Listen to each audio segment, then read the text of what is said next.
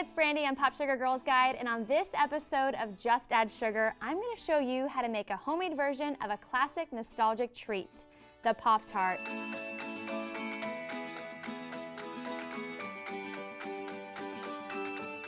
I like to keep things simple. This recipe is so delicious, great for brunches or even a late night snack, so let's get started. Preheat your oven to 400 degrees, and then I'm going to use store-bought pie crust for the crust of the Pop-Tart. Now, if you have a go-to crust recipe that you like to use, feel free, but this is so easy and it lets you get into the fun stuff right away. So I'm going to use a pizza cutter to cut the squares of my Pop-Tart, and I actually like to make kind of mini Pop-Tarts because, I mean, everything's better when it's mini. Then remove the little scraps, but we're going to use these later, so don't throw them away. So I'm going to cut my Pop-Tarts into 2 by 3 inches. So here's our cute little Pop-Tart. What's fun about making Pop-Tarts at home is that you choose the fillings and the toppings. So check out what I have: Nutella, strawberry jam, blueberry jam, and brown sugar and cinnamon. And you want to get about a tablespoon of jam and put it right in the center. I'm going to cover him up. And then you're just going to press them together using a fork. Basically, all you're doing is sealing these little corners so that as you bake your Pop-Tart, the jam doesn't ooze out. Now I'm going to pop this onto my baking sheet. I'm just going to repeat this process, and if you make them about this size, an entire package will render about 8 Pop-Tarts, but that's the fun part. You can make these as big or as small as you want.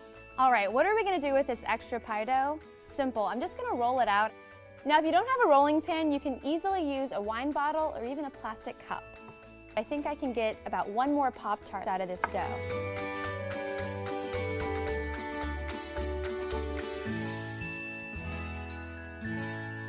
Once your Pop-Tarts have baked and cooled, you can frost them. And you can use any frosting you want, but I'm going to show you how to make a simple glaze. All you need is 2 cups of powdered sugar, 2 tablespoons of milk, and 2 teaspoons of vanilla extract, and we're just going to mix that together.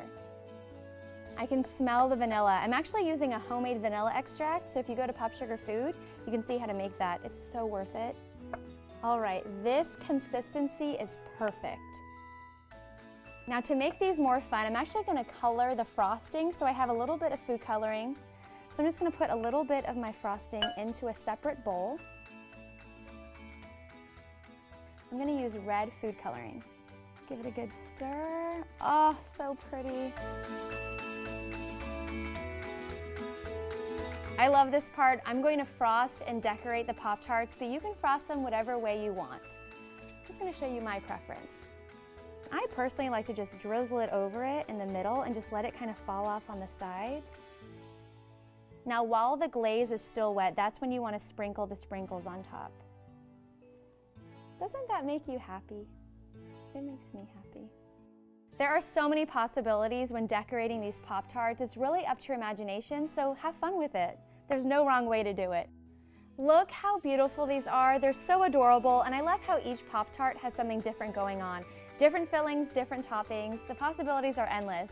If you enjoyed this video, be sure to like it and subscribe to Pop Sugar Girls Guide, where I will be sharing with you all my latest desserts on Just Add Sugar. I'm Brandy, and I'll see you next time. Happy baking!